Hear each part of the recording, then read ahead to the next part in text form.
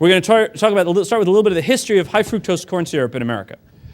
So the fight them option is clearly an option that some company has taken. In the 1940s, high fructose corn syrup started really in this country. People began to use high fructose corn syrup, and what did they find? High fructose corn syrup is cheaper than other sweeteners. Well, it's a subsidized product, corn is subsidized in this country, so we have made high fructose corn syrup cheaper than sugar. So if I'm processing food, that's a good thing, right? Well, and also the corn refiners lobbied Congress, and we have high tariffs on sugar specifically to protect the corn refiners. So sugar is actually cheaper, but when you put in the tariffs and the subsidies, corn syrup is much, much cheaper in America. So now 2 other key points about high fructose corn syrup. It adds moisture, acts as a preservative, it extends the shelf life of these products. Now again, I'm a food processor. These are good qualities to me. These are things that I'm looking for. So high fructose corn syrup gains traction, continues to grow all the way through the 80s. By 86, it becomes the dominant sweetener in America. Now, other countries are still resisting high fructose corn syrup, but the United States, it is the dominant sweetener in America in 1986. And all you need to do to resist corn syrup successfully is don't subsidize corn and don't put a tariff on sugar, and high fructose corn syrup becomes a waste product. Now, in 2002, 2003, some people start to become concerned about high fructose corn syrup. There are people out there who are making a correlation between the obesity epidemic in America and the time that high fructose corn syrup became prevalent. We're not saying that's true, because we don't want to be sued by the corn refiners. But this idea is gaining traction. So in 2008, the Corn Refiners Association decides that they're going to launch an ad campaign to fight against this demographic, to fight against this rising and growing demographic, and they're going to squash the demographic and change the message. Yeah, when they launched the campaign, they said they were going to change. They launched a $30 million campaign to change the conversation on high fructose corn syrup. And it really, this message hadn't received a lot of traction to this point, but it was getting a little bit disturbing, and they were losing some market share. Let's look at one of their commercials. You want a bite? I thought you loved me. I do. Take 2 bites. It's got high fructose corn syrup in it. So? Well, you know what they say about it. What? That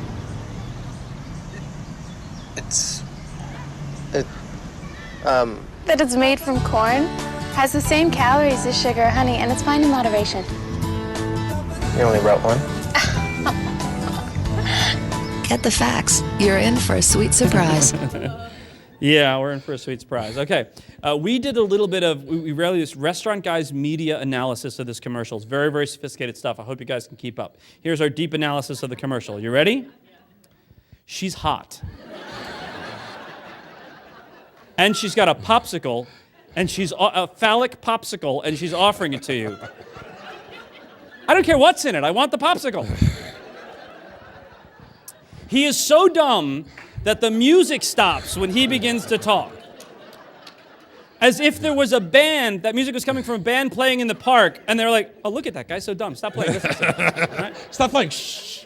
Sorry, so he's so dumb. And when she begins to talk about high fructose corn syrup, the music starts playing again, right? The BS meters are going off. Are they yours? Mine are, right? The commercial makes him look like a complete idiot. An idiot. And the question that, of course, leads to is, she's hot. What is that hot girl doing with that dumb guy? I'll take the popsicle without any questions. I want to be with you, right? And I have one final piece of analysis that Mark doesn't even know about, that when I was reviewing the video last night, I came up with aha, it's completely irrelevant to our talk, but You're scaring me. How do you bring a popsicle to a picnic? What does she have, refrigerated pockets? What's the carbon footprint of freezer jeans? Sorry, that occurred to me. I watched that commercial a million times, and last night at 2 in the morning, I'm like, popsicle? Where did you get the popsicle? Okay. All right, So what does this commercial do to the people who have concerns, to the people who were beginning to mobilize? It energizes them.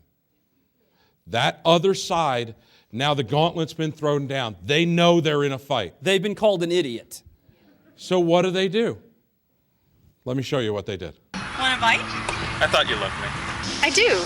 Take 2 bites. No, it's got high fructose corn syrup. So? Well, you know what they say about it. What? That That it's made from corn? It has the same calories as sugar, honey, and it's fine in moderation. No, that it contains high levels of reactive carbonyls, compounds which are linked to diabetes and diabetic complications, as reported by Dr. Chi-Tang Ho at the 234th National Meeting of the American Chemical Society on August 23, 2007. That the fructose elevates triglyceride levels, increases insulin resistance, and confuses the body's natural sense of satiation, which can lead to obesity and, again, diabetes, as reported in the American Journal of Clinical Nutrition, April 2004. And that it's hard to eat it in moderation because it's an ingredient in so many products, thanks to the artificially high price of real sugar in the U.S., which is caused by tariffs on the importation of sugar and direct subsidies to the corn industry. Oh, and sugar tastes better. I brought an apple. Hey, I got your sweet surprise right here. On behalf of the corn refiners, I would like to say, okay. That's a pretty strong rebuttal, huh? I think we made them mad, okay? I think that's what happened. So what do we know as we look at that commercial? I got my hands on the PowerPoint presentation We know that after Francis Mark went likes to bed. to play with PowerPoints. That's what we know. Okay, what do we know? First of all, we know that the other side did this with no budget. Okay, $30 million budget for these commercials to go up on YouTube and to go out on television. Budget for the other side, $0. How do we know that? If you looked closely at the second video, she's got two different popsicles, an orange one and a red one. Okay, because they only have one camera. Okay. And the one melted before they got to the other side. So here's what we look at. We do a search for high fructose corn syrup commercial on YouTube today. Okay, yesterday really, but today we'll say for all intents and purposes.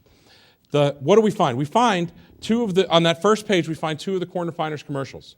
We have almost 700,000 hits to those commercials. You would think relatively successful campaign. But what has happened? Okay, on that same page, we find 11 spoofs, 10 more of these spoofs on their commercial with a combined view of almost 500,000. Besides those spoofs, we see 6 serious rebuttals for almost another 110,000 views. So those commercials, which have almost 700,000 views, have spawned almost as many views of spoofs and people making fun of them as their $30 million campaign did. The fight them instance here doesn't seem to be working. That solution doesn't seem to be much of a solution. Didn't really seem to go over so well in this instance. I want to point out that all of the people, some of those people who watched the 695,000 had to watch the other commercial first. So right? they can make fun of it. So they could make fun of it. So these results are really rather damning. Here's what went wrong. The corn refiners did not address the concerns of the foodie community. They dismissed them, and they pretended like they were in a one-way media environment, and they attacked, thinking that there's no way these people are going to attack back. But no longer do the people in Nutley just stand up and shake their fist at the TV and say, that's not Italian. They go get a camera, and they go out and make their own YouTube videos. And one group of industry with $30 million is really no more powerful than 3 million people with $10 who say, hey, let's go do something in the park. Who are really ticked off now. It'll be funny, right? How wrong did this go? And we were involved, and we were concerned about high fructose corn syrup before all this. When these commercials came out, my inbox was full of outraged people who were like, did you see that? And then when the spoofs came out, I had more corn syrup spoofs emailed to me than anything else, okay?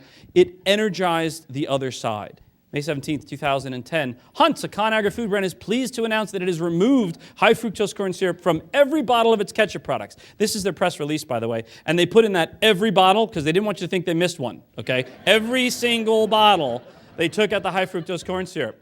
And they said, it's made of 5 simple ingredients, with no high fructose corn syrup, artificial ingredients, or preservatives. Notice how they grouped it in there with all the bad stuff? That could as easily say, with no high fructose corn syrup, artificial ingredients, preservatives, arsenic, or dirt, right?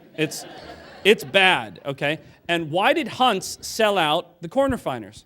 Because the consumers said, I don't want high fructose corn syrup. And if you don't take it out of your ketchup, I'll buy a different ketchup.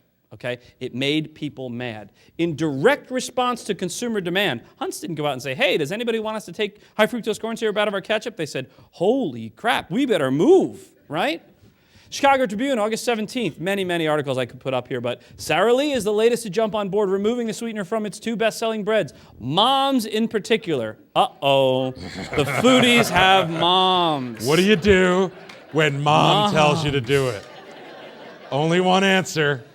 You do it. You can't argue with moms. We're seeing more and more consumers asking for products without high fructose corn syrup as we looked at, check this out, unsolicited responses from our consumer hotline. That's not accurate because you don't respond if it's unsolicited. These were unsolicited calls of people calling up Sara Lee and saying, hey, love your stuff. It's got high fructose corn syrup in it anymore. I'm going to find the new cheesecake unless you take it out. And what does Sara Lee say? Oh, it's the moms. We got to change. With focus group research and Sara Lee, moms, they take it out, okay? Snapple, 2009. Kraft Food, 2009. Conagra, we talked about 2009. Gatorade, made by Pepsi in March 2010. These are just some of the companies. Pepsi and Dr. Pepper ran limited editions of their product to do market tests with sugar instead of high fructose corn syrup. Pepsi and Mountain Dew did Pepsi and Mountain Dew Throwback, and they figured they were just going to do a limited release in April of 2009. But it went so well, they did it again in December of 2009. And it went so well, they did it again in June 2010. I bet we see it again. What do you think they're going to do it again? Dr. Pepper released a limited real sugar version in the summer of 2010, and Coca-Cola is the most interesting company reaction for our purposes in this discussion. Coca-Cola, Mark and I, back before this whole thing, even in the 80s, when we worked in supermarkets, we would wait for Passover. We would wait for the kosher for Passover Coke because every year when Passover comes around, high fructose corn syrup is not kosher for Passover. And so they would release in markets where there was a large Jewish population, like New Jersey, kosher for Passover Coke every year. You got 2 Catholic boys from North Jersey, can't wait for Passover every year. It's Passover! Yay! And we go and we'd stock up on Coke, right? And we would do it because before this whole controversy, we knew that this Coke tasted better. I didn't know that Mexican Coke is made without high fructose corn syrup because in Mexico, no tariffs, no subsidies, sugar's cheaper. Now, a really interesting phenomenon is happening in the craft cocktail bar and cool little trendy restaurant community. Those communities right now are seeking out Mexican Coke, because they feel it tastes better. It's better to make a drink with. It's better to have if you have one of these cool little places. They want to serve Mexican Coke. Articles written in the New York Times about how good it tastes compared to American Coke. Okay, now realize when we go find, and right now, Costco in New Jersey sells Mexican Coke. So you can go there and go buy Mexican Coke. And when it's there, we buy cases and cases of it. For the restaurant. Even though it's twice the price of regular Coke. Twice the price. And they can't keep it on the shelves. So what's happening here?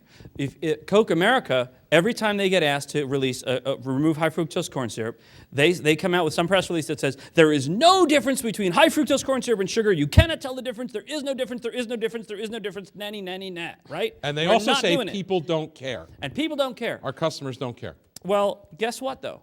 The difference between, even if you think there's no difference, the difference is your customers have a right to decide what they want to put in their bodies, and they're going to assert that right. And there's a group of customers who don't want high fructose corn syrup, and they are importing large amounts of Coke from Mexico. So Coke America is losing market share to Coke Mexico by selling Coke that's 80% more expensive than the Coke, yet they will not react. So this is an example of the ignore them option. And very often the ignore them option means leave money on the table option, okay? Or give it to the Mexican Coke Or give it to producer. Mexican Coke guys, right? Next step in the fight, here's an idea. We'll change the name of high fructose corn syrup and we'll call it corn sugar. They've petitioned the FDA to call it corn sugar. And this is my favorite quote of all. They hope to erase consumer confusion by changing the name and hiding behind a brand new name that nobody knows what it is. That Did will anybody erase hear the consumer music confusion. stop again? Yeah, exactly. Did anybody hear that? I've already been getting emails. This is going to have the same reaction as the last cynical move to show that cynical commercial. And it doesn't work with this group of people because they know what goes into their bodies. They want to know what goes into your product, and they will be part of the conversation of what they bring into their bodies, their communities, and their families' bodies.